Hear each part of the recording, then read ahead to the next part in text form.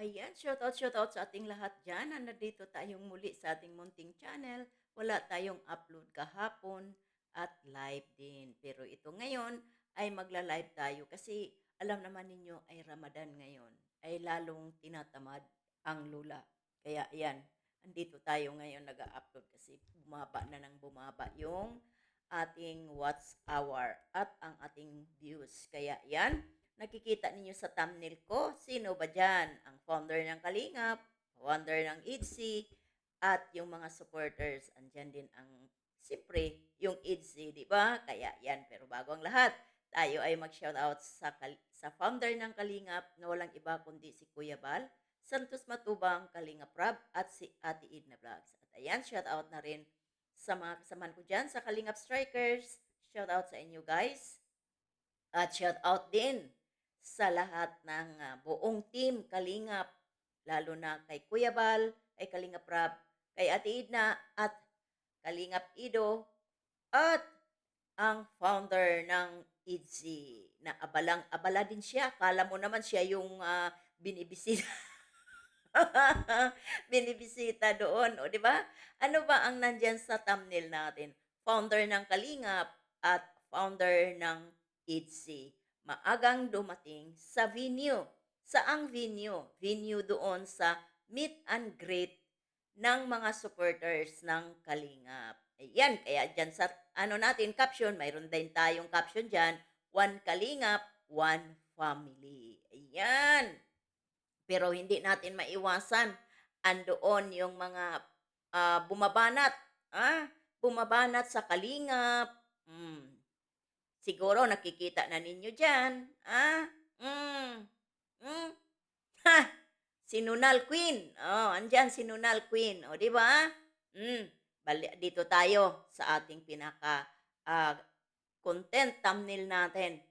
Ang aga ni Dr. Love at ni Kuya Bal doon sa venue kung saan sila mag-meet and greet. Talagang sinigurado ni Dr. Love at ni Kuya Bal na talagang as in, okay ba ang area, okay ba ang pagdadausan, at hindi ba masasakuti ng pulis. Pero base sa naririnig ko ay talaga ba naman ay kumuha daw sila ng police permit. Yun naman talaga dapat ang gawin para ma-legalize ang pag pagsama-sama ng buong OFW at mga supporters ng Kalingap. 'Di ba guys? Kaya kailangan kumuha ng mga kaukulang papel. Ayan. At doon, ipinamalas ni Dr. Lab ang gawa niyang kanta. Sarili niyang gawang kanta, sariling lyrics, at pinagtagpi-tagpi niyang mga pangyayari sa EDSA. Alam naman ninyo si Dr. Love. At doon na ako napako at ito, panoorin ninyo ha, sisituo ito sa channel ni Dr. Love, yung Dr. Love Vlogs. Ayan, 2.0 at ayun. Dr. Love, panoorin natin. Dr. Love, ayan, Dr. Love Vlogs. Oh, 'di ba? Ah, at suportahan din natin yung anak ni Dr. Love. Oh, 'di ba? Si Kalingap Rin. Oh, hindi Rain ha, Rin. Oh, 'yan. Suportahan din natin. At ang thumbnail niya doon, ang description ng title niya, Ido Pinagkaguluhan. Kaya puntahan ninyo sa hindi pa nakapanood. Puntahan ninyo yung bagong upload ni Dr. Love. At ayan, upload o live ata 'to, kasi nag-reply na lang ako. Kaya panoorin ninyo at makikita ninyo maagang dumating sila, si Kuya Bal, si Kalingap, si Dr. Love, 'di ba? Nahuli si Kalingap Ido at nakita natin talagang dinubong as in. At may nabasa ako doon. Wala namang ganyanan. Wala namang ganyanan na may nasabi, may nag-ano dito, na sana daw ay hindi na isinama si Kalingap Ido. Huwag naman sanang gano'n. Huwag naman sanang gano'n dahil si Kalingap Ido may mga sponsor 'yan, may sponsor 'yan siya. At ang ano diyan sa kanya ay kasama namin sa Strikers, si Ate Lydia. Oh. 'di ba?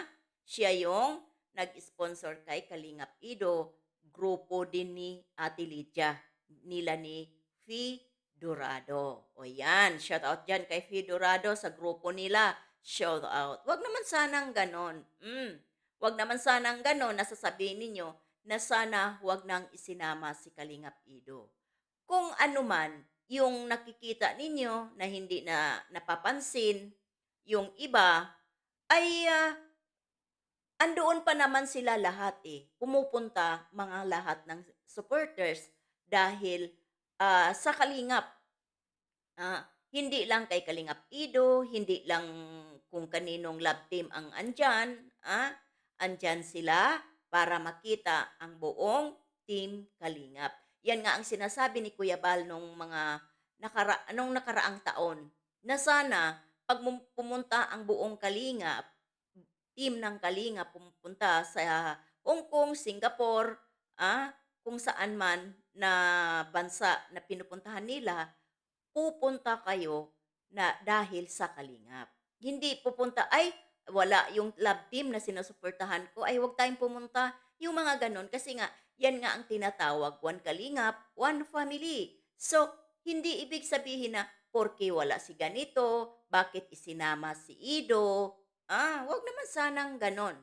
Dahil kasama si Ido, hindi naman din yan humihingi sa inyo ng panggastos diyaan, 'di ba?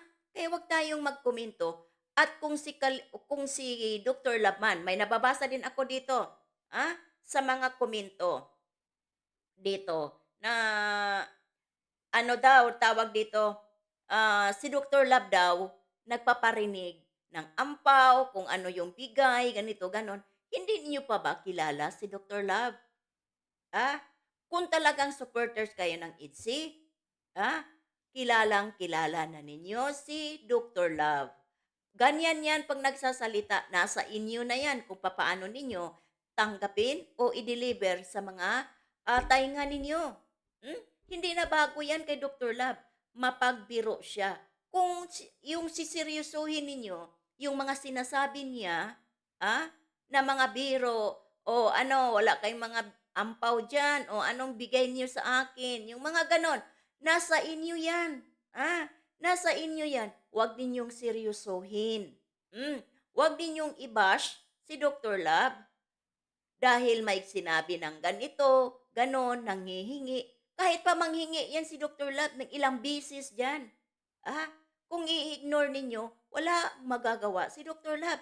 Hindi pa ninyo kilala si Dr. Love na talagang gano'n lang 'yan. Maaasar lang kayo sa kanya, hindi kayo uubra sa kanya. Kahit ano pang sabihin ninyo diyan kay Dr. Love, wala, lalo kayong aasarin. Kaya 'wag kayong, ganyan na, "Grabe si Dr. Love, yung pera naman dito ng mga OFW pinaghirapan." Alam 'yan, alam. Alam natin, alam din ni Dr. Love 'yan. Pero nasa atin 'yan. Ah, kung sa tuwa natin mag-aabot tayo sa kanila, tayo pa rin ang huling magdesisyon diyan. Hindi na ninyo kailangan pang, i-bash o pagsabihan si Dr. Love. Dahil bakit? Lugi kayo. Lugi kayo kung tutuusin. Dahil si Dr. Love, wala, manhid na yan sa mga basher. Sabi nga niya, masaya siya pag marami siyang basher. So kayo, lugi kayo kung ibabash ninyo si Dr. Love. Tandaan ninyo, ha? Magbiro yan ng magbiro, sabayan pa niya ng tawa na pang-asar. Sino ang maaasar? Kayo lang ang ma-stress. Dahil si Dr. Love, wala yan sa kanya. Bali, wala. Kaya wag ninyong seryosohin ang mga sinasabi ni Dr. Love. Kaya yan nga ang sabi dito, Dr. Love, antayin mong abutan ka, bigyan ka, hindi ka nanghihingi. Panay naman parinig mo. Mas maganda yung kusang loob na bigyan ka kada nanonood ako sa vlog mo, lagi kang nagpaparinig sa mga sponsor, nakakahiya. Bakit ka nakakahiya? Ah, Diggs Pastrana. Bakit ka nahihiya? Ikaw ba ang nanghihingi? Hindi. Si Dr. Love. So bakit apektado ka? Diggs Pastrana. Hmm? Apektado ka. bakit ka nahihiya? Hindi naman ikaw ang humihingi, eh, nanonood ka lang, 'di ba? Kaya huwag kang magkomento ng ganyan, hmm, 'di ba? Kung supporters kayo ni Doctor Love, hindi niyo dapat ganunin. Magparinig man 'yan, kung hindi, nasa atin, nasa inyo pa rin ang huling desisyon. Kaya hayaan ninyo si Doctor Love na magpaparinig kung anong-ano. Wala, hindi ninyo kawalan. Hindi bago sa inyo 'yan. Pero believe ako, talagang sinigurado ni Doctor Love na yung pupuntahan nila ng buong Team Kalingap ay talagang as in safety at sigurado nakita naman natin doon napakalawak, napakalawak ng lugar at ang saya-saya nila. O 'di ba? Kaya si Kuya Bal talagang akbay-akbay talaga niya ah, si ano ba 'yun, yung hiner apelyido nakalimutan ko, 'di ba? Akbay-akbay talaga ni Kuya Bal. Mahal na mahal niya talaga ang mga OFW sa Hong Kong. Gano'n 'pag nagmahal ang founder ng Kalingap. Kaya hayaan ninyo 'yan si Doctor Love, gano'n lang 'yan. Nasa inyo na 'yan kung kayo ay maaasar. At si Kuya Bal, talagang as in, tiningnan din ang venue. Kasama sila ni Doctor Love. Kaya diyan sa thumbnail natin, founder ng Kalingap at founder ng ITZY maagang dumating sa venue. Kaya nakita natin doon sa live ni Kuya Bal, napakasaya. At kinantahan ni Doctor Love, nang maaga silang dumating doon, kinantahan talaga niya ang mga ITZY supporters. Kaya sa iba dyan na nang bash kay Kalingap Ido, pasensya kayo kasi marami talagang fans o supporters ang ITZY dyan at Jumcar. Kaya wag ninyong i-bash na sabihin ninyo, sana wag nang isama. Napakaano naman ninyo. Napaka-unfair naman ninyo. Walang ganon. Kasi one kalingap nga, one family. So, pumunta si Kalingap Ido doon dahil mayroon ding i-celebrate yung birthday niya sa Hong Kong. O, di ba? Kaya, wag kayong ganyan. Marami lang nagmahal sa ITZY o kay Kalingap Ido. Kaya hanggang dito na lang tayo. Walang bashing. Kung talagang supporters kayo ng Kalingap, kaya one Kalingap, one family. Love, love, love, love lang tayo guys. Kaya hanggang dito na lang tayo. Bye-bye and God bless sa ating lahat.